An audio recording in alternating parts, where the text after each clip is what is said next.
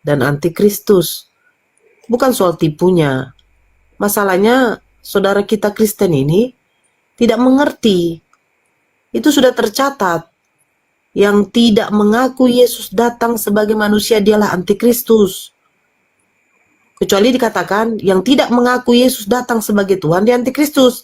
Berarti iya, yang tidak percaya Yesus Tuhan itulah yang antikristus. Masalah yang tidak percaya Yesus datang sebagai manusia dialah yang antikristus. Itu loh Bang. Coba pahami. Yesus di situ kan mengaku dia itu adalah saya tangkap ceritanya ini. Nah, terus untuk ayat-ayat yang sudah kita dalami sekarang ini bagaimana? Ada tolak ukurnya kah? Bagaimana? Coba Anda jelaskan. Sekarang data mana yang mau Anda tunjukkan Yesus mengklaim dirinya adalah Tuhan? Banyak Mbak yang ini saya Satu aja. Satu aja ya? Bang. Ya. Sebentar. Oke. Coba Filipi 2, Kolose 1 aja Kolose. Kalau Filipi, Kolose, Timotius, pasti kan Anda patahkan itu, Anda bantah. Bukan Bang. Filipi ini penulisan siapa Bang? Ya, pastikan dengan Paulus. Nah, Paulus saja bertemu fisik dengan Yesus belum pernah Bang. Iya kah? Sebentar. Iyalah. Di mana Yesus bertemu fisik dengan Paulus? Sebentar Pak ya. Cari di 4 Injil itu aja. Matius, Markus, Lukas, Yohanes. Kan banyak perkataan Yesus di dalam Yohanes itu banyak. Nah, untuk yang Roma 95 itu bagaimana? Bang, kalau penulisan 13 surat Paulus itu akan bertabrakan, kontradiksi nanti dengan perkataan Yesus. Karena tulisan dari Paulus saja, coba baca di dalam Roma 14 nomor 9. Apa dikatakan di situ?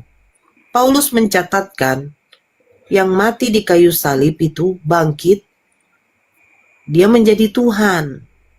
Sejak kapan pengajaran Yesus dia mati di kayu salib dan bangkit baru jadi Tuhan? Sejak kapan? Coba Bang baca dulu Bang, Roma 14 nomor 9. Coba dulu, saya minta tolong. Ini saya tanya ya. Di dalam Yesaya perjanjian lama itu kan belum ada tercatat nama Paulus ya. Ya kan? Ya, bahkan nama Yesus nggak ada. Ya. Nah, terus yang dimaksud dengan Yesaya 9 ayat 5 ini apa? Dibaca. Yesaya 9 ayat 5. Seorang anak telah lahir itu loh. Ya, itu telah atau emang di zaman Yesaya Yesus telah lahir, Bang?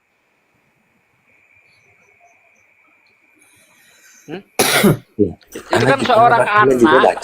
Anda juga baca judul perikopnya. Abang baca, coba abang baca ya, abang baca. Seorang anak telah lahir, seorang putra telah diberikan. Ya kan? Coba pahami ayat itu baik-baik. Kata telah itu sudah terjadi atau belum terjadi? Nah, terus yang dimaksud ini siapa begitu? Ya baca dulu coba Bang, biar abang pahami. Makanya saya bilang, sebenarnya kalian yang tidak memahami Bible kalian. Bukan yang kami mengatakan Bible kalian itu salah. Ya, kalau kami katakan salah ya janganlah lari dulu ke situ. Coba baca baik-baik Bang. Baca baik-baik, coba. Coba, silakan.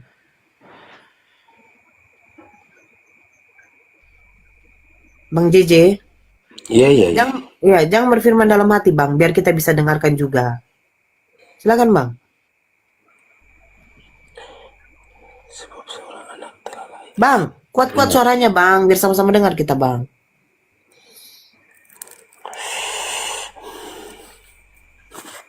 Coba Bang baca. Iya. Ya, coba jangan pakai iman Bang ya, menerjemah itu. Pakai akal sehat aja. seorang anak telah lahir, seorang putra telah diberikan, ya kan? Itu kata telah itu terjadi atau belum? Sementara kalau Anda lihat dalam Yesaya 1 ayat 1, itu pandangan Yesaya, penglihatan Yesaya itu nggak sampai ke zaman Yesus. Inilah penglihatan Yesaya bin Amos. Ya, coba kau lihat tuh Yesaya 1 ayat 1 itu. Itu pada zaman kapan? Yotam, Ahaz, Hezkia, dan raja-raja Yehuda. Udah selesai di situ, nggak sampai ke zaman Yesus. Jadi kitab Yesaya itu nggak ada sangkut pautnya dengan Yesus, Bang.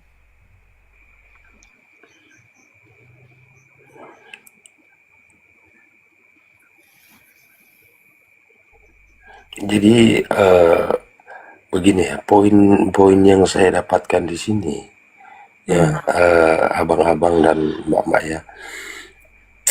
Poin yang saya dapatkan di sini di dalam kitab-kitab saya ini seolah-olah saudara-saudara Islam ini apa namanya sama Paulus begitu. Bukan sama Paulus, Bang. Kita jangan dulu lari ke Paulus, Bang. Satu poin saja. Ajaran Paulus itu bertabrakan dengan ajaran Yesus. Kenapa saya katakan begitu? Yesus mengatakan, selagi dunia ini belum runtuh, hukum Taurat itu masih berlaku, Bang. Tetapi hanya untuk Bani Israel. Batasnya sampai di situ saja. Nah, apa kata Paulus? Orang yang hidup di bawah hukum Taurat itu di bawah kutuk, Bang. Baca Galatia 3 nomor 10. Bahkan Paulus mengatakan di dalam Galatia 2 nomor berapa itu? Itu Paulus mengatakan apa? Tidak ada kebenaran di dalam hukum Taurat. Kan jadi bertabrakan ini.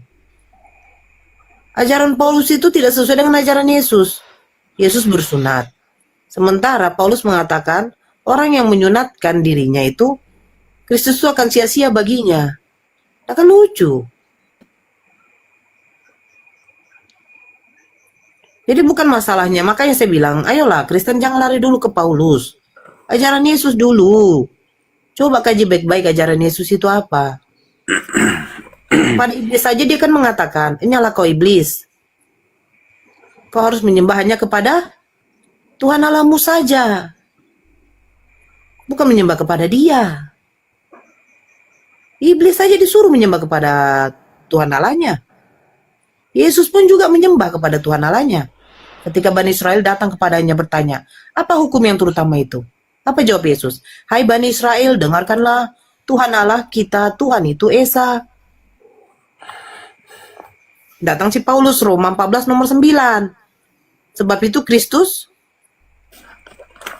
mati dan hidup kembali supaya ia jadi Tuhan. Supaya jadi Tuhan ya harus mati dan bangkit. Sejak kapan ada ajaran orang mati bangkit jadi Tuhan? Itu makanya saya bilang, jangan lari dulu ke Paulus, Bang. Kalau abang baca di Paulus itu, ajarannya semua bertentangan dengan ajaran Yesus. Makanya sebenarnya Kristen ini, Bang, kalian itu tidak melawan kami.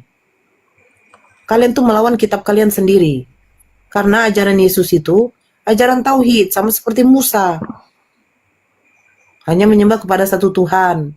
Maka Yesus mengatakan, aku bersyukur kepadamu Bapa, Tuhan langit dan bumi. Dia tahu. Yang menciptakan langit dan bumi itu bukan dia.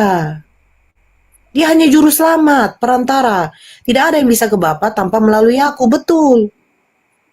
Tapi jangan lupa, Matius 15 nomor 24. Aku diutus hanya untuk domba-domba yang hilang dari umat Israel. Bahkan Matius dalam Yohanes 17 nomor 9. Aku berdoa untuk mereka, bukan untuk dunia aku berdoa. Fix. Yesus hanya untuk Bani Israel, Musa hanya untuk Bani Israel. Terus setelah Yesus tidak ada, jadi bagaimana manusia-manusia setelahnya? Makanya Allah itu mengutus Nabi kemudian sebagai Nabi penutup, selesai, membawa syariat baru, yang dimana diturunkan aturan, ajaran, larangan, perintah di dalam Al-Quran. Nah, Al-Quran ini adalah sebagai petunjuk bagi manusia. Gitu, Bang. Bentar, ini Bang Jack ini mau mualaf, Bang Jack? Nggak Nah, tahu. begini, sekarang saya tanya begini. Ya, Bang Jack mau mualaf. Anda percaya yang akan turun pada harinya siapa? Siapa? Yang akan turun. Nah, Yesus kenapa Nabi Isa dikatakan kenapa terkemuka yang awal dan yang akhir? Yang awal ini terkemuka, sekarang kan dia jadi bahan perbincangan. Karena ajaran Yesus bukan ajaran menyembah kepada dirinya. Sementara, ya, oknum yang seperti agama abang ini menyembah Yesus sebagai Tuhan. Terus datang dia nanti yang terakhir. Bagi umat muslim, Nabi Isa, kedatangan Nabi Isa itu adalah tanda-tanda akhir zaman. Dia untuk apa datang? Ya untuk meluruskan, mempertanggungjawabkan gitu loh. Bahwa ajaran dia yang dahulu itu belum selesai. Sama ajarannya. Mengajarkan hanya menyembah kepada satu Tuhan. Dia akan menjadi hakim. Terus siapa tersangkanya? Kalian. Bukan menjadi hakim yang menentukan masuk surga atau neraka. Yesus bukan hakim untuk memasukkan manusia ini ke dalam surga atau neraka. Karena hakim itu hanyalah Allah. Datangnya Yesus itu untuk meluruskan ajaran dia yang dahulu yang belum selesai, itu adalah menyembah kepada Tuhan yang esa yang benar. Kalian itu yang jadi tersangka. Ajaran dia tidak mau makan B2, kalian makan B2. Ajaran dia tidak ada ke gereja hari Minggu, kalian ke gereja hari Minggu. Ajaran dia itu bersunat, kalian tidak bersunat. Nah ini tujuan Yesus datang. Dia menjadi hakim karena kalian jadi tersangkanya. Kalau kami udah selesai, Bang. Umatnya Nabi Muhammad sudah selesai. Apa yang diajarkan oleh Nabi Muhammad sudah kami penuhi kewajiban kami sebagai pengikutnya. Kalian apa? Sembahlah hanya kepada Tuhanku Tuhanmu, Allahku Allahmu. Kalian sembah manusia ini menjadi Tuhan. Itu maksudnya, Bang. Makanya dikatakan terkemuka yang awal dan yang akhir. Kami akui memang Nabi Isa akan datang. Tanda-tanda akhir zaman yaitu kedatangan Nabi Isa. Gitu, Bang. Silakan Abang bertanya lagi. Bang Zuma kayaknya nggak monitor. Bang Zuma, Bang, kan nggak monitor Bang Zuma. Apa lagi yang mau Abang tanya, Bang? Enggak, untuk tadi dibilang ibadah ya. Ibadah, kenapa ibadah hari Minggu ya kan? Iya. Kita kan itu tanda apa, memperingati gitu ya. Memperingati apa, Bang? Kebangkitan. Memperingati apa? Kebangkitan. Siapa yang bangkit? Yesus. Kapan Yesus mengatakan dia akan bangkit hari Minggu? Bukan dia mengatakan kan. Jadi? Siapa yang mengatakan, Bang?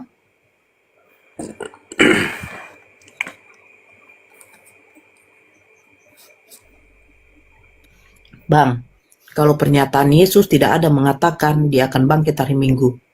Terus ajaran siapa? Iya. Mengatakan Terus saya bawa dalil saya bawa ayat-ayat Alkitab saya. Anda pun tidak percaya. bukan nggak percaya, Bang, karena pernyataan Yesus tidak ada, Bang. Satu saja perkataan Yesus, dia akan bangkit pada hari Minggu. Dan kalian merayakan kebangkitannya hari Minggu. Satu aja, di mana tuh, Bang? Karena Yesus pelaku hukum Taurat, Bang. Kuduskanlah hari Sabat. Dan dia tidak pernah ke gereja, Bang. Ke Iya bait jangan. Allah dia, Bang. Bahkan di zamannya itu sama zaman sekarang. Masa iya kita mau beribadah di jalan? Tidak begitu, Bang. Zamannya dulu dengan zamannya sekarang Gereja berbeda, apa Kakak. sih? Kenapa sih ada gereja? Kenapa gereja itu besar? Bisa memuat sekian orang. Bukan soal gerejanya besar atau tidak, Bang. Gereja ini hasil buatan siapa, Bang?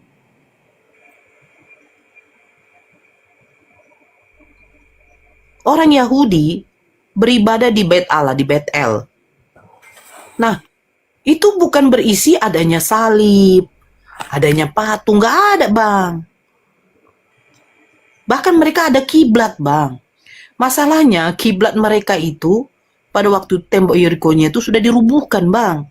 Makanya mereka sekarang kenapa tengok mereka tuh ada tembok ratapan.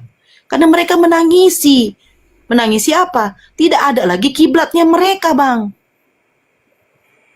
Itu masalahnya. Nah, Islam ada kiblat. Kristen.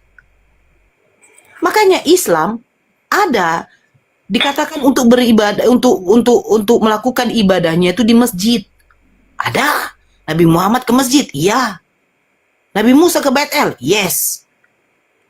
Bahkan nabi-nabi terdahulu ketika beribadah di mana? Nah, sekarang gereja dipenuhi oleh umat Kristen yang tidak bersunat. Terus Yesus mengajarkan ke gereja, jangan mimpi abangku. Jangan mimpi, karena gereja itu dimasuki oleh orang-orang yang tidak bersunat. Sementara bait suci, bait El, jangankan bait El, bait suci, kota Yerusalem aja tidak bisa dimasuki oleh orang-orang yang tidak bersunat dan pemakan babi. Itu, Bang. Orang-orang yang tidak bersunat dan pemakan babi, binatang haram, tidak boleh masuk. Sementara gereja, pemakan babi, orang yang tidak bersunat, yang tidak menguduskan hari Sabat, terus kalian katakan ajaran Yesus seperti itu. Enggak lah, Bang. Makanya saya bilang Kristen ini terlalu bermimpi, Bang. Halu. Terlalu memprioritaskan dirinya sebagai pengikut Yesus yang sejati. Kalau pengikut Yesus yang sejati itu, contoh seperti kami, Bang. Yesus bersunat, Nabi Muhammad bersunat. Setelah terjadinya perjanjian kekal antara Abraham dengan bapaknya, dengan Tuhannya bersunat, semua bersunat, Bang. Siapa yang tidak bersunat? Kristen. Kenapa tidak bersunat? Karena kata Paulus, orang yang menyunatkan dirinya, Kristus itu sia-sia bagimu. Jadi kalau abang pun bersunat, serba salah. Abang mengimani kitabnya Paulus. Abang pelaku hukum Taurat. Ya, saya melakukan hukum Taurat, Nora. Saya pelaku hukum Taurat. Terus apa kata Paulus tentang hukum Taurat? Tidak ada kebenaran di dalam hukum Taurat. Orang yang melakukan hukum Taurat tidak dibenarkan di hadapan Allah. Serba salah kalian, Bang. Kalian ikutin ajaran Yesus bertentangan dengan ajaran Paulus. Kalian buang ajarannya Paulus, tapi kitab kalian berisi 13 tulisannya Paulus, surat Paulus. Jadi kalian ini berdiri di atas mana sebenarnya, Bang? Di atas ajaran Yesus? Di atas ajaran Paulus? Atau di atas ajaran-ajaran pendeta? Karena apa? Yesus mengajarkan menyembah kepada satu Tuhan, Bapa yang mengutus dia suaranya tidak bisa didengar. Paulus mengajarkan apa? Yang mati di kayu salib, hidup kembali, itu baru jadi Tuhan. Pendeta ajarkan apa? Oh, Tuhan kita ini 3 pribadi 1 hakikat. Yang dimana ada Allah Bapa, Allah Anak, Allah Roh Kudus. Dimana datanya, baptislah mereka dalam nama Bapa, Putra, dan Roh Kudus. Pembaptisan dalam nama Bapa, Putra, dan Roh Kudus dijadikan 3 pribadi 1 hakikat. Ujungnya datang oneness. Berbeda lagi denom kalian. Baku hantam dengan saksi Jehovah, baku hantam dengan Unitarian. Apa salahnya kita nggak disunat, ada yang nggak disunat ya. Terus yang dibaptis ini dengan Matius 28:19 ini apa maksudnya? Oke. Abang bilang, apa salahnya kalau tidak disunat? Coba Bang baca di dalam Kejadian, persunatan Kejadian berapa itu? Jangan dulu di Kejadian, Mbak. Loh, persunatan pertama perjanjian kekal sunat itu dilakukan dengan Abraham. Kepada keturunan Abraham. Ya. Benar kan? Bagi yang tidak bersunat itu harus dimusnahkan, Bang. Yang Anda akui sekarang kita ini Kristen, pengikut siapa? Loh, Abang sekarang bertanya kepada diri Abang. Abang ini Kristen, mengaku sebagai pengikut siapa, Bang? Kalian pengikut Yesus atau penyembah manusia? Kita kan ikut penggenapan Injilnya. Injil siapa, Bang? Penggenapan Injil Yesus di Perjanjian Baru. Gimana Injil Yesus? Apa isi Injil Yesus, Bang? Makanya saya bilang tadi, apa isinya Matius 28:19 ini? Tentang Matius 28. Tentang? Ya, kita kan saya kan nggak disunat, tapi dibaptis. Apa itu? Saya tidak disunat. Di mana kata pembaptisan itu sama dengan persunatan, Bang? Sekarang begini aja deh, Bang, ya. Kita buka dulu nih, Bang. Biar jangan dulu, biar Abang juga dulu jangan salah paham. Sebentar. Ya, Abang ada Bible di situ kan? Ada. Oke, bukan di dalam Kejadian, Bang. Kita baca dulu baik-baik, Bang. Tidak ada hubungan sunat dengan pembaptisan, Bang. Pembaptisan itu juga ajaran siapa? Kejadian 17, Bang. Coba buka, Bang. Ayat. Oke. Kejadian 17. Mudah-mudahan tidak salah ya. Oke, ini mulai dari ini, dari ini ya, Bang. Nomor 7, Bang. Nomor 7. Ya. Aku akan mengadakan perjanjian antara aku dan engkau serta keturunanmu turun-temurun menjadi perjanjian yang kekal. Perjanjian apa, Bang? Perjanjian yang apa, Bang? Kekal supaya aku menjadi Allahmu dan Allah keturunanmu. Nah, kepadamu dan kepada keturunanmu akan kuberikan negeri ini yang kau diami sebagai orang asing, yaitu seluruh tanah Kanaan akan kuberikan menjadi milikmu. Dan aku akan menjadi Allah mereka. Lagi firman Allah kepada Abraham, dari pihakmu engkau harus memegang perjanjianku, engkau dan keturunanmu turun-temurun. Inilah perjanjianku yang harus kamu pegang, perjanjian antara aku dan kamu serta keturunanmu, yaitu setiap laki-laki di antara kamu harus disunat. Sunat apa nih? Bukan sunat rohani. Paulus sunat hati. Haruslah dikerat kulit hatanmu, dan itulah akan menjadi tanda perjanjian antara aku dan kamu. Coba kita lihat orang yang tidak bersunat apa kata Tuhannya. Nomor 14, ayat 14. Dan orang yang tidak disunat, yakni laki-laki yang tidak dikerat kulit hatannya, maka orang itu harus dilenyapkan dari antara orang-orang sebangsanya. Ia telah mengingkari perjanjianku. Nah, yang tidak bersunat harus diapa? Dilenyapkan. Turun-temurun. Nabi Ismail adalah anak pertama dari Nabi Ibrahim ketika Ishak waktu itu belum ada. Nabi Ismail keturunan sampai kepada siapa? Nabi Ibrahim, Nabi Muhammad SAW. Makanya dikatakan perintah, ikutilah milah Ibrahim. Milah itu apa? Salah satunya apa? Sunat. Makanya umat muslim yang laki-laki bersunat wajib. Kristen, keturunannya dari mana, Bang? Jangan bilang dari Ishak Yakub, Bang. Karena itu hanya milik mereka saja, Bani Israel, Bang. 12 suku bangsa, Bang. Makanya saya bilang, Kristen ini suku apa? Suku cadang.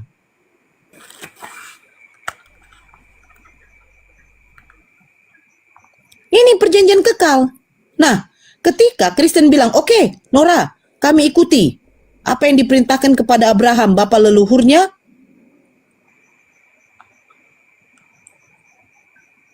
Bani Israel. Terus kalian mau bersunat? Ya. Terus kata Paulus apa? Orang yang menyunatkan dirinya itu sia-sia bagimu, Kristus.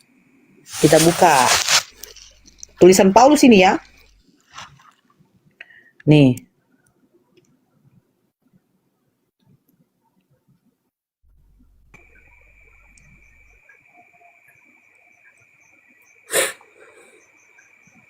Galatia 5 nomor 2. Coba dibuka, Bang. Ya. Galatia 5 nomor 2. Nomor 2. Coba Abang sendiri yang baca dulu. Galatia 5 nomor 2. Agak keras, Bang. Galatia 5 nomor 2. Ya. Baca. Sesungguhnya aku, Paulus, berkata kepadamu, jikalau kamu menyunatkan dirimu, Kristus sama sekali tidak akan berguna bagimu. Nah, sekarang siapa yang mau Abang dengar? Makanya kalian jangan mengatakan kami ini pengikut Kristus. Kalian harus pede. Kami ini Nora pengikut Paulus.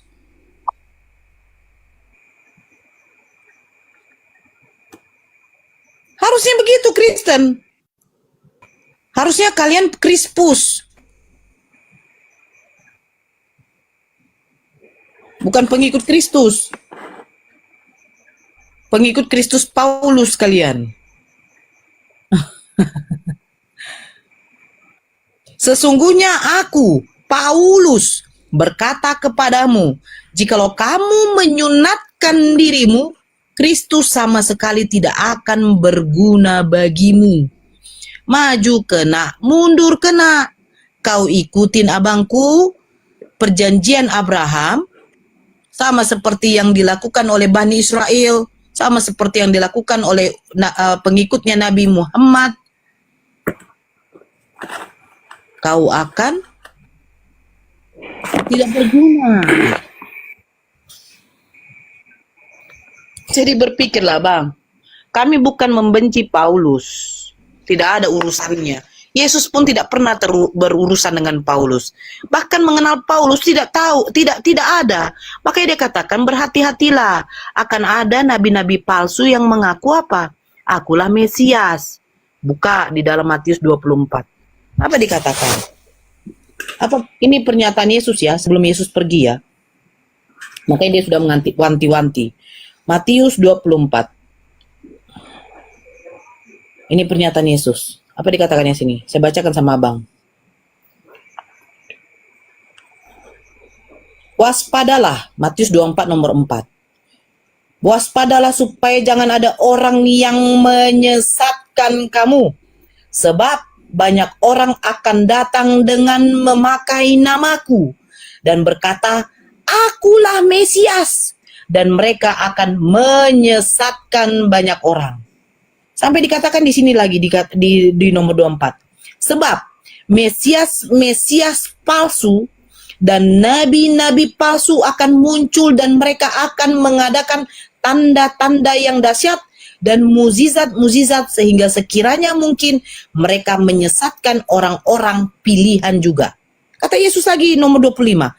Camkanlah, aku sudah mengatakannya terlebih dahulu kepadamu. Jadi apabila orang berkata kepadamu, lihat, dia ada di padang gurun, janganlah kamu pergi ke situ. Atau lihat, dia ada di dalam bilik, janganlah kamu percaya. Sebab sama seperti kilat memancar dari sebelah timur dan melontarkan cahayanya sampai ke barat, demikian pula lah kelak kedatangan Anak Manusia. Terus ketika Paulus berjumpa dengan Yesus, katanya Yesus kan, apa dikatakannya? Kita buka di dalam Kisah Para Rasul 9. Kan di situ ada tuh. Siapa nih yang noise ini? Yang baru masuk ini tolonglah di mute dulu lagi. Yang baru masuk tolong dulu noise. Kisah Para Rasul 9 nomor 3. Dalam perjalanannya ke Damsyik, ketika ia sudah dekat kota itu, tiba-tiba cahaya memancar dari langit mengelilingi dia. Ia rebah ke tanah dan kedengaranlah olehnya suatu suara yang berkata, Saulus, mengapa engkau menganiaya aku? Tiba-tiba Saulus menjawab, siapakah engkau Tuhan? Katanya, akulah Yesus yang kau aniaya itu. Pas waktu dibilang itu adalah suara Yesus, Yesus sudah mengatakan apa? Yesus mengatakan, waspadalah supaya jangan ada orang yang menyesatkan kamu, sebab banyak orang akan datang dengan memakai namaku dan berkata, akulah Mesias. Yang datang kepada Paulus siapa? Akulah Yesus yang kau aniaya itu. Makanya Yesus mengatakan, camkanlah, aku sudah mengatakannya terlebih dahulu kepadamu. Jadi apabila orang berkata kepadamu, lihat, ia ada di padang gurun. Pertanyaannya, bukankah perjalanan ke Damsyik itu melewati padang gurun? Yesus sudah mengatakan, kalau dia berkata dia ada di padang gurun, janganlah kamu pergi ke sana. Artinya apa? Artinya jangan kamu percaya ketika ada orang mengaku dia bertemu dengan Mesias. Karena apa? Yesus tidak mengatakan dia adalah cahaya yang turun dari langit, tetapi Yesus mengatakan apa? Yesus mengatakan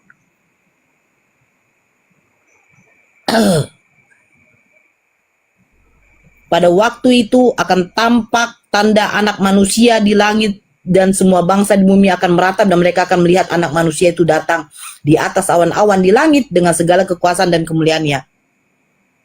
Terus Yesus mengatakan juga, sebab sama seperti kilat memancar dari sebelah timur dan melontarkan cahayanya sampai ke barat, demikian pula lah kelak kedatangan anak manusia. Bukan cahaya yang turun dari langit mengitari, menyelimuti Paulus, dan Paulus rebah ke tanah.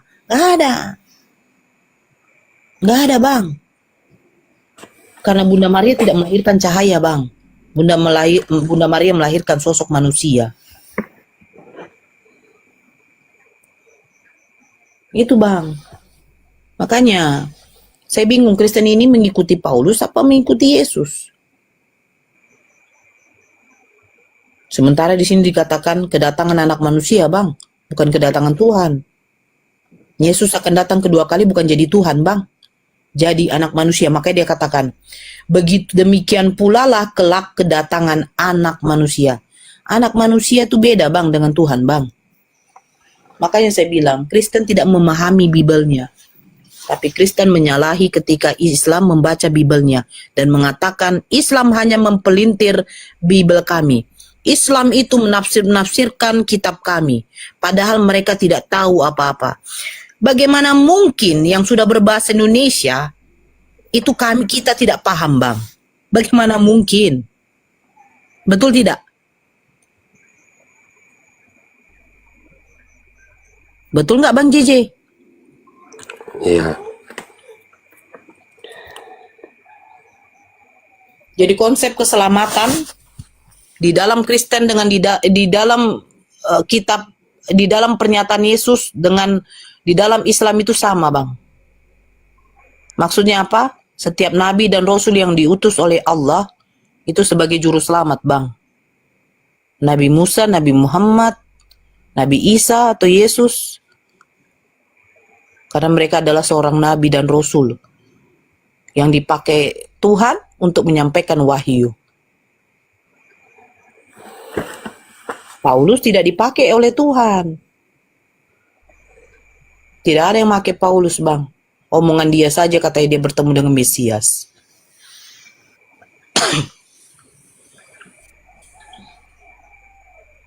Jadi abang berpikirlah, abang ikutin ajaran siapa? Ajaran Paulus atau ajaran Yesus? Kalau abang ikutin ajaran Yesus, lakukan apa yang seperti Yesus katakan. Sembah hanya kepada satu Tuhan yang menciptakan langit dan bumi. Tapi masalahnya bang, Yesus bukan untuk Bani Keresteng bang. Yesus diutus hanya untuk domba-domba yang hilang dari umat Israel. Matius 15 nomor 24.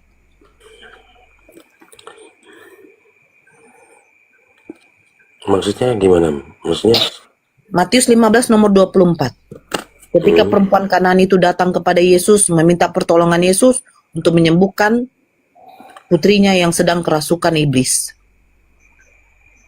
Terus apa kata Yesus? Aku diutus hanya untuk domba-domba yang hilang dari umat Israel. Hanya untuk bang. Hanya.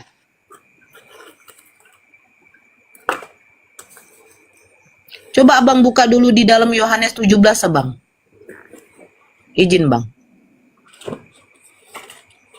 Yohanes 17. Oke. Buka mulai dari nomor 3 dulu bang. Coba abang baca perikopnya itu tentang apa bang? doa Yesus untuk murid-muridnya. Murid-muridnya, oke. Bukan dari 3 aja. Sampai nanti hal itu, yaitu bahwa mereka mengenal Engkau satu-satunya Allah yang benar dan Yesus mengenal Kristus Yesus Kristus yang Engkau utus. telah. Oke, baca yang 4-nya bang. Sampai 8 baca bang. Di bumi dengan menyelesaikan pekerjaan kepada aku untuk melakukannya. Oleh sebab itu ya Bapa, permuliakanlah aku padamu sendiri dengan kemuliaan yang kumiliki di hadiratmu sebelum dunia ada. Terus Teruskan sampai nomor 8. Nomor 9. aku Lanjutkan. aku telah menyatakan namamu kepada semua orang yang engkau berikan kepadaku dari dunia. Mereka itu milikmu, dan engkau telah memberikan mereka kepadaku, dan mereka telah menuruti firman-Mu. Ya. Sekarang mereka tahu bahwa semua yang engkau berikan kepadaku itu berasal dari padamu. Berasal daripadamu. Segala firman yang engkau sampaikan kepadaku Padaku, telah kusampaikan kepada mereka, mereka, dan mereka telah menerimanya. Mereka tahu. Mereka tahu Bahwa aku datang daripadamu, padamu, dan mereka percaya bahwa engkau percaya. yang mengutus aku. 9. Poinnya 9. Aku Sembilannya, aku berdoa untuk mereka. untuk mereka, bukan untuk dunia. Aku berdoa, tetapi untuk mereka yang telah engkau berikan kepadaku, sebab mereka adalah milikmu. Aku berdoa untuk mereka. Dari abang baca, mulai dari 1, 2, 3, inilah hidup yang kekal itu bahwa mereka. Terus abang baca lagi 5. Oleh sebab itu ya Bapa, permuliakanlah aku padamu sendiri dengan kemuliaan yang kumiliki di hadiratmu. Sebelum dunia ada, aku telah sebentar bang, izin bang. Mereka itu milikmu, dan engkau telah memberikan mereka kepadaku, dan mereka telah menuruti firman-Mu. Sekarang mereka tahu bahwa semua yang engkau berikan kepadaku itu berasal daripadamu, sebab segala firman yang engkau sampaikan kepadaku telah kusampaikan kepada mereka, dan mereka telah menerimanya. Mereka tahu benar bahwa aku datang daripadamu, dan mereka percaya bahwa engkaulah yang telah mengutus aku. Aku berdoa untuk mereka. Kenapa Kristen tidak mau cari tahu tentang mereka ini siapa? Makanya dia katakan, bukan untuk dunia aku berdoa. Untuk mereka. Mereka itu siapa? Doa Yesus untuk murid-muridnya. Pertanyaannya begini bang, murid-muridnya ini dari suku mana bang? Bani Israel kan? Iya. Nah, makanya kalau Yesus mengatakan, Nora, ada pernyataan Yesus yang mengatakan, beritakanlah Injil ke seluruh dunia, jadikanlah semua bangsa muridku. Pertanyaannya, murid Yesus bangsa apa bang? Itu yang mau kutanyakan juga. Ya, murid Yesus bangsa apa bang? Murid Yesus bangsa apa? Yang Anda katakan Israel. Iya, Israel. Bangsa Israel. Jadikanlah semua bangsa muridku. Muridnya bangsa Israel itu agar apa? Agar berkumpul lagi. Makanya dia katakan, aku diutus hanya untuk domba yang hilang dari umat Israel. Yang dimana ya orang-orang Israel pada waktu itu sudah terpecah belah.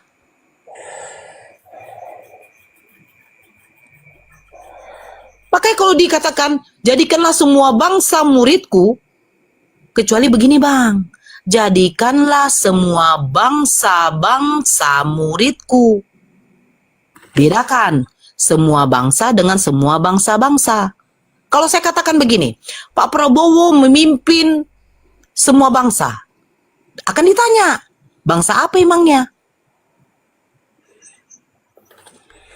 Pak Prabowo memimpin semua bangsa-bangsa, berarti melebihi dari satu bangsa. Makanya dikatakan, semua bangsa muridku, itu nggak ada koma bang. Kecuali semua bangsa, koma, muridku. Tapi kalau memang mencakup seluruh dunia, harusnya bisa dibilang semua bangsa-bangsa, koma, muridku.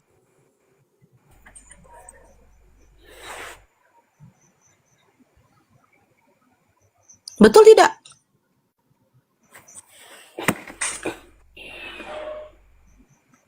Semua bangsa muridku, makanya ditanya, muridnya Yesus bangsa apa?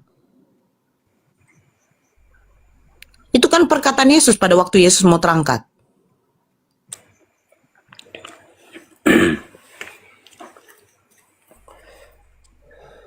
Makanya poinnya di sini loh, Yohanes 17, kalau betul-betul Kristen mau telaah baik-baik, mau mencari tahu mereka ini siapa. Aku berdoa untuk mereka, bukan untuk dunia. Aku berdoa firman yang diterima oleh Yesus disampaikan kepada mereka. Jadi Bahkan menurut saya, ini kan sebenarnya kita nggak boleh bicara menurut begitu ya. Tapi apa salahnya menurut dengan Bible, Bang. pemikiran? Ya, Menurut Bible, Bang. Bible mengatakan mereka, Bang. Makanya oke, sekarang ketika Abang baca, Yesus menerima firman disampaikan kepada mereka. Hidup yang kekal itu bahwa mereka. Aku berdoa untuk mereka, bukan untuk dunia aku berdoa. Saya akan bertanya kepada Abang. Bang JJ, Yesus mengatakan kepada mereka, mereka ini siapa? murid-muridnya. Oke. Terus waktu Yesus mengatakan, aku berdoa untuk mereka, bukan untuk dunia aku berdoa, itu maksudnya apa, Bang JJ?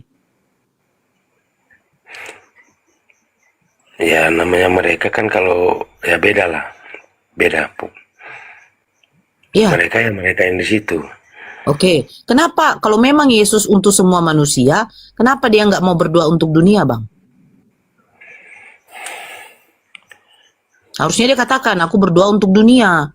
Karena bukankah Yesus ini adalah diakui sebagai Tuhan untuk dunia? Kalau Tuhan hanya untuk Bani Israel, itu namanya bukan Tuhan, Bang. Firaun pun juga mengatakan dirinya adalah Tuhan. Hanya untuk negeri Mesir aja, Bang. Makanya saya bilang, kalau mereka ini merujuk kepada siapa? Balikan lagi, Bang, ke Matius 15 nomor 24. Yesus mengatakan hanya untuk Bani Israel. Kalau hanya itu perkhususan, Bang, tanpa terkecuali. Saya beli kue hanya untuk Bang JJ. Apakah orang lain bisa makan? Gak bisa, Bang. Kan hanya untuk Abang.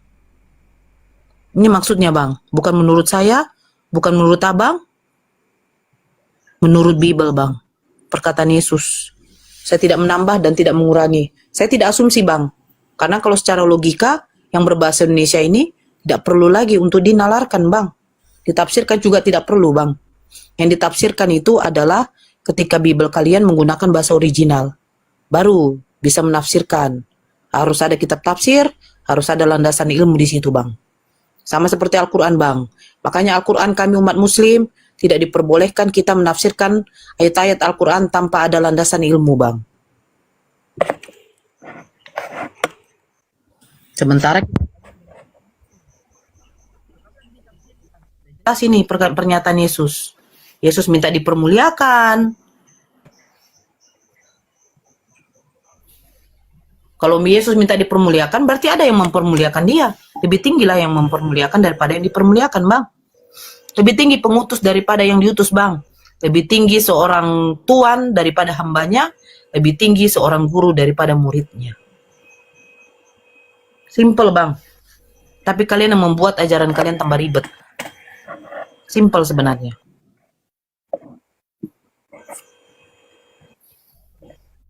Bang Zuma nggak monitor loh, woi. Kalian bilang masuk Bang Zuma, masuk Bang Zuma. Bang Zuma nggak monitor.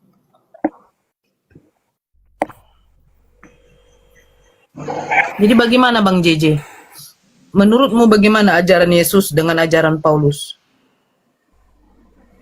Siapa yang mau Abang ikuti? Ajaran Yesus atau ajaran Paulus, Bang? Kalau di situ, kalau nama Yesus ini sudah tercatat dari sebelum ada Paulus, ya otomatis ya yang sebelumnya. Ya kalau memang Abang mau ikutin ajaran Yesus, jangan menyembah Yesus, Bang. Yesus tidak mengajarkan untuk menyembah kepada dirinya.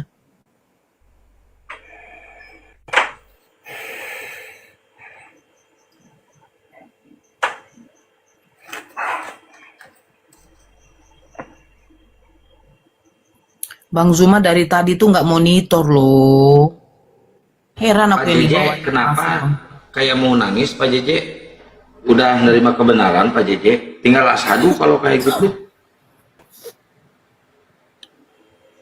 Ini banyak loh ayat-ayat kontradiksi di dalam Bible yang dibacakan oleh Bunda Nora tadi, hampir semuanya utusan. Apalagi kalau Bunda Nora buka Yohanes 8 pasal 16, itu udah jelas-jelas perkataan Yesus. Udah tinggal asyhadu.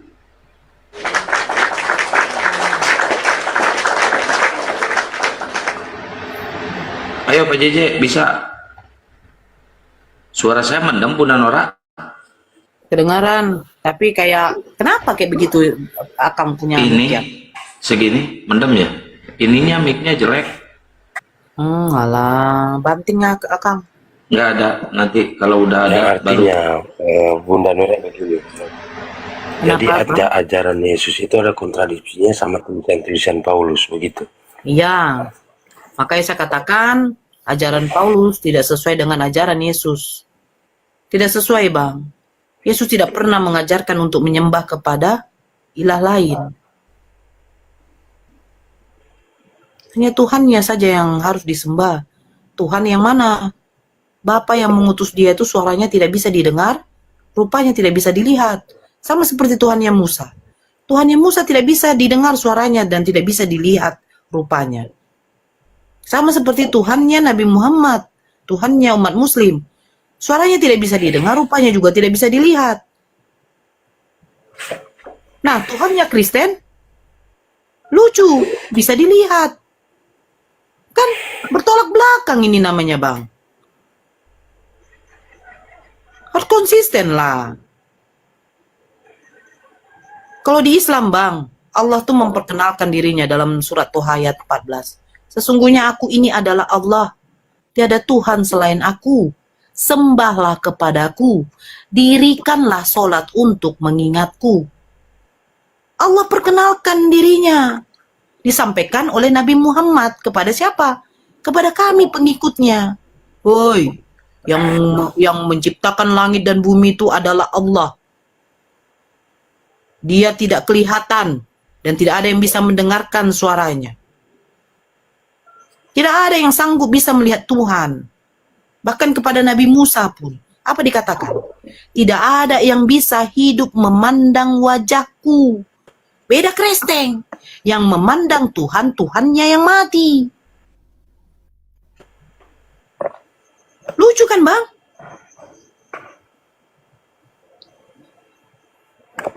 Kalau seandainya Yesus hidup di zaman itu ya, pasti dia akan mengatakan terhina sekali Tuhan itu kalian buat. Kenapa? Apa mungkin Tuhan itu ditampar, dicambuk, bahkan dikutuk di kayu salib? Pernyataan dari siapa? Paulus. Coba baca Galatia 3 nomor 13. Sebab itu Kristus menjadi kutuk. Coba saya baca. Coba Abang buka Galatia 3, Bang. Saya tidak buka jadinya nih. Galatia 3 nomor 13, Bang.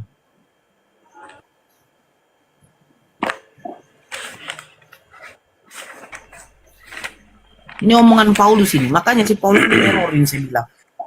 Galatia 3 nomor 13. Apa dikatakan? Kristus telah menebus kita dari kutuk hukum Taurat sejak. Bacakan, Bang. Ya, Kristus telah menebus kita dari kutuk hukum Taurat dengan jalan menjadi kutuk karena kita sebab bertulis terkutuklah orang yang digantung pada kayu salib.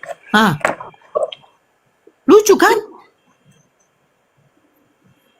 Apa hubungannya Yesus dengan kutuk hukum Taurat? Siapa yang mengutuk hukum Taurat ini? Coba kita baca dari 10 ya, Bang. Karena semua orang, coba Bang baca. Karena semua orang yang hidup dari pekerjaan hukum Taurat berada di bawah kutuk. Enggak, karena pada zaman itu kan hukum Romawi begitu. Bang, itu yang saya tahu. Hukum Romawi itu hukum apa, Bang? Dan pada waktu itu Yesus Kristus itu kan disebut sebagai kayak pemberontak begitulah. Bang, cobalah dulu baca baik-baik 3 nomor 10-nya, Bang.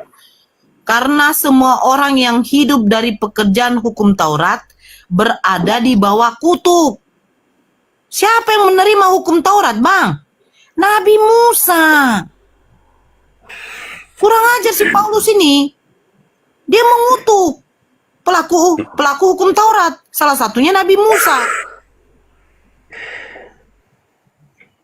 Terus apa katanya lagi? Nomor 11. Dan bahwa tidak ada orang yang dibenarkan di hadapan Allah karena melakukan hukum Taurat.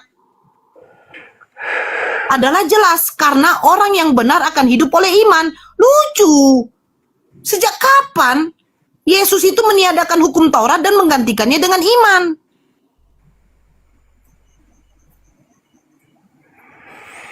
Gak ada, Bang. Kurang ajar ini si Paulus. Dia mengutuk orang-orang yang melakukan hukum Taurat, Bang.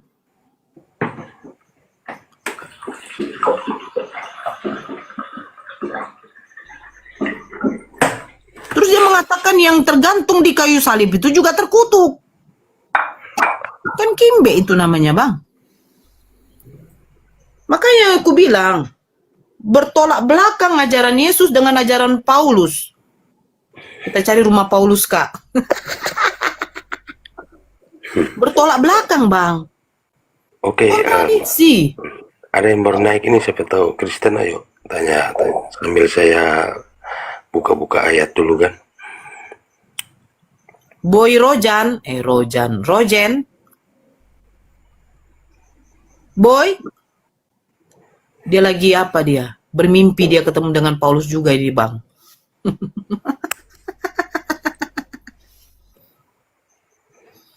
Jadi bagaimana menurut Abang? Yang benar ini siapa ini? Perkataan Paulus atau ajaran Yesus?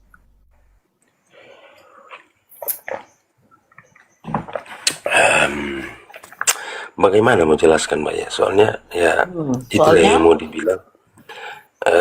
Yang saya tahu, yang saya imani ini tentang perjanjian baru ini ya, itu yang kita jalani. Artinya terus terang saja saya nanti aktif artinya seaktif-aktifnya buka Alkitab ini gara-gara room begini, gara-gara diskusi begini. Kalau sebelumnya saya ya namanya orang sibuk kerja kan ya, paling sebulan ada 4 kali 5 kali, itu pun yang Ya. ayat-ayat yang Yang disukai oleh penting lah, pendeta artinya aja kan? menonjol lah. Yang disukai oleh pendeta.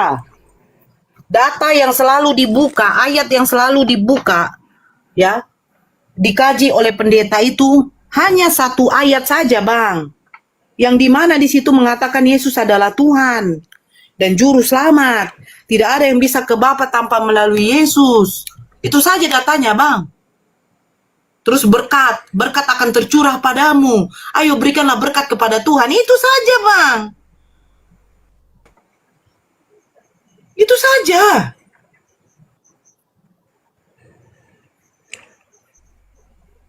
Tidak pernah dikaji sama pendeta soal data-data ini, Bang.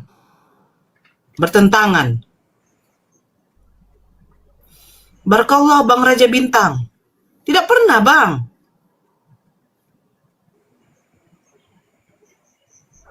Coba Abang buka ini ya, Bang. Buka Roma 5, Bang. Nomor 20, Bang. Ini perkataan Paulus. Roma 5 nomor 20, Bang. Saya besarkan dulu diri saya. Gak apa-apa ya. Saudara-saudara yang di bawah karena Bang Zuma tidak monitor. Saya agak lebih enak kalau berdiskusi itu agak open cam sebenarnya. Coba, Bang.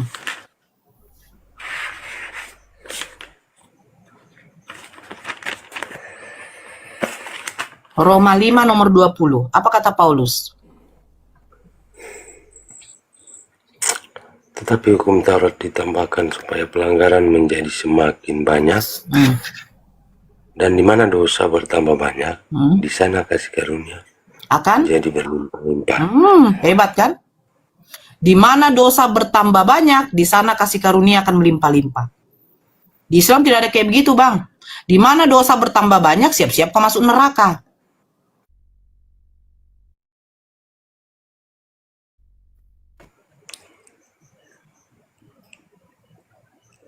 Betul nggak, Bang? Di mana dosa bertambah banyak, kalau umat muslim, kalau kau tidak minta ampun, tidak minta tobat kau kepada Allah, ya siaplah neraka jahanam sama kau. Tapi beda, di mana dosa bertambah banyak, kasih karunia akan berlimpah-limpah. Semakin banyak berbuat dosa, kasih karunia juga akan berlimpah-limpah. Ini macam mana konsepnya, Bang, kalau menurut Abang? Semakin banyak abang berbuat kesalahan-kesalahan di perusahaan abang, semakin banyak juga nanti gaji yang abang dapatkan, Gabrul. Bentar, bukan nggak bisa ini udah dibesarkan, ini udah berapa kali kena tombak, kayaknya terlalu kuat ini komalnya. Sampai Gurunda aja ini kena report sebenarnya Gurunda berapa kali. Tapi alhamdulillah masih nagen. Ini saya udah 5 kali mau rungkat ini. Tapi masya Allah ya, karena tab-tab layarnya kenceng 2,9 tuh kuat, alhamdulillah. Dilanjutkan, Bunda. Ya, cobalah bang. Bagaimana konsep seperti itu bang? Saya bertanya dulu sama abang. Semakin banyak dosa-dosa dibuat, kasih karunia juga akan berlimpah-limpah.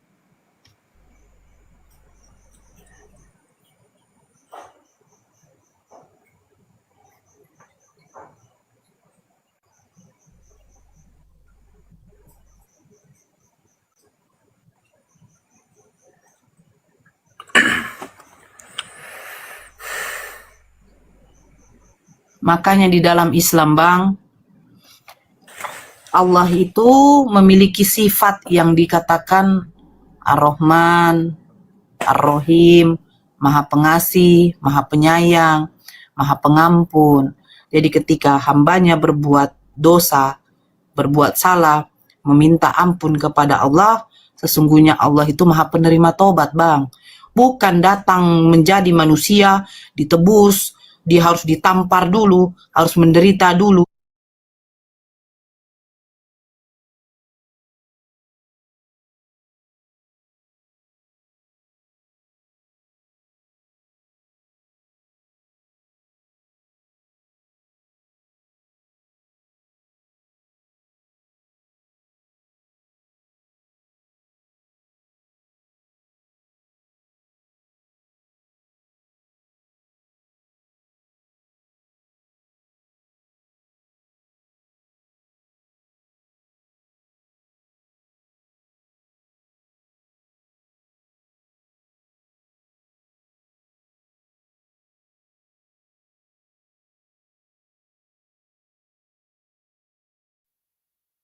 Yang Maha Penerima ampun. Ini apa komalnya udah apa goyang, tapi alhamdulillah ini nggak tembus ini.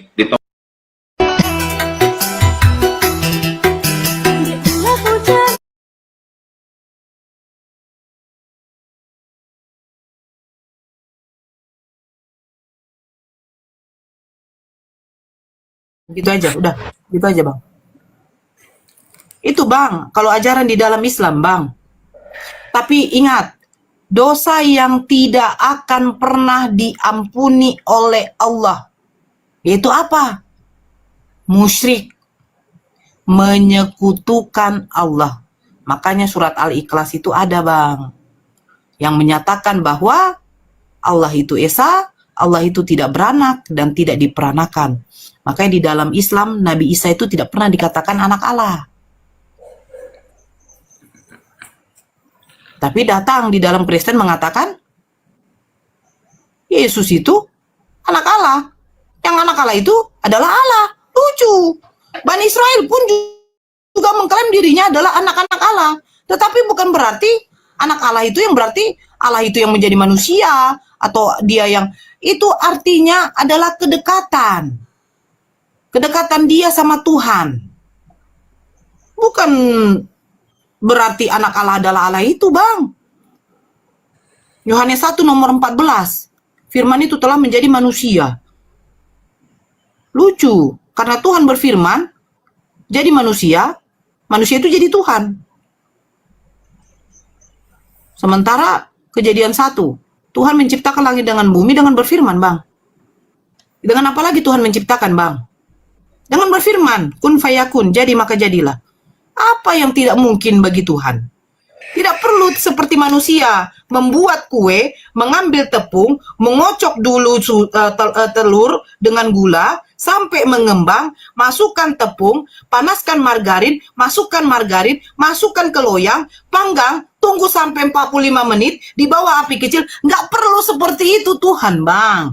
Ketika menciptakan alam semesta ini, cukup mengatakan jadi maka jadilah. Itu kekuasaan Tuhan. Yesus merubah air menjadi anggur. Airnya sudah diciptakan oleh Tuhannya, hanya merubahnya saja, berarti mukjizat. Yesus menyembuhkan orang yang sakit, orangnya diciptakan Tuhan, dia hanya menyembuhkan, berarti mukjizat. Yesus membangkitkan orang mati, orang itu mati karena Tuhan yang mencabut nyawanya. Dia membangkitkan atas izin Tuhannya, berarti mukjizat. Yang melakukan mukjizat itu hanyalah nabi dan rasul, Bang. Kenapa nabi dan rasul diberikan mukjizat? Sebagai tanda kenabian untuk dilihat umatnya bahwa, hei, ternyata ada nabi, ada rasul. Benar yang dikatakan dia, karena dia melakukan mukjizat. Kan begitu, Bang. Nabi Musa membelah lautan. Begitu dahsyatnya, kan? Atas izin siapa? Atas izin Allah.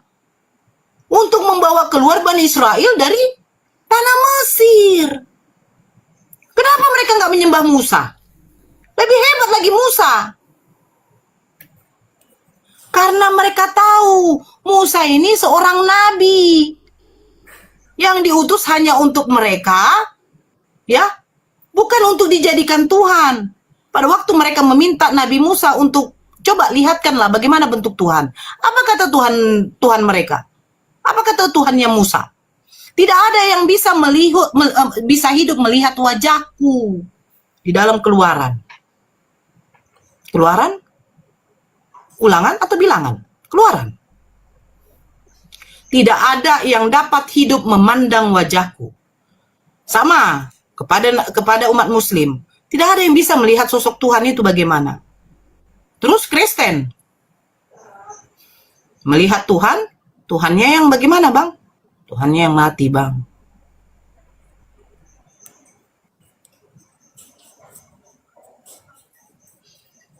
Makanya saya tadi berdiskusi sama Romo dari Katolik, Bang Jiji. Ketika saya tanya, apakah Kristen ini adalah agama? Pak Rostrum, namanya Rostrum. Dia bilang, saya juga bingung menjawabnya, Bu. Kenapa? Karena agama itu, Bang, ya, mengajarkan kita menyembah kepada Tuhan, yang dimana Tuhan itu memberikan aturan, Bang. Aturan, larangan, perintah, syariat kepada manusia. Bagaimana biar manusia ini berhubungan dengan Tuhan, manusia ini berhubungan dengan manusia, dan manusia ini berhubungan dengan makhluk yang lain. Tetapi maaf ya Bang JJ, bagi saya Kristen itu bukan agama, Bang. Kenapa saya katakan begitu? Terlepas dari perintah hukum Taurat ya, Bang. Kalian tidak ada perintah, larangan, aturan, Bang. Maaf. Terlepas dari 10 hukum Taurat, jangan, karena itu khusus hanya untuk Bani Israel. Bahkan hukum Taurat itu tidak berlaku untuk nenek moyangnya Bani Israel. Tidak. Ketika Nabi Musa membawa hukum Taurat itu hanya berlaku pada saat itu saja. Terus aturan, larangan, syariat, perintah, coba tunjukkan sama saya. Mana aturan dan larangan dari Tuhan kepada umat Kristen? Kepada umat Muslim, diwajibkan kamu untuk menunaikan sholat 5 waktu, wajib hukumnya. Dari mulai menyingsingnya fajar sampai terbenamnya matahari. Ada. Aturan semua ada, Bang. Jangan menikahi yang masih mahram padamu. Ibumu jangan kau nikahi. Saudara-saudara perempuan ayahmu. Saudara sepersusuan. Oh, ada, Bang, perintahnya. Jangan memakan babi. Binatang yang berkuku belah. Binatang yang bertaring. Bangkai, darah, janganlah kamu makan. Ada, Bang. Kristen, mana ajarannya, aturannya? Onora, jangan berzina, jangan membunuh. Ada di Perjanjian Lama. Lepaskan dulu hukum Taurat. Karena hukum Taurat bukan untuk Bani Kristen.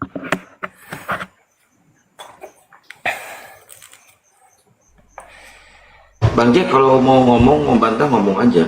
Gak apa-apa. Dia menyimak sambil minum kopi katanya. Waduh. Karena katanya begini, Akam. Saya ini, Bunda, selama ini sibuk kerja.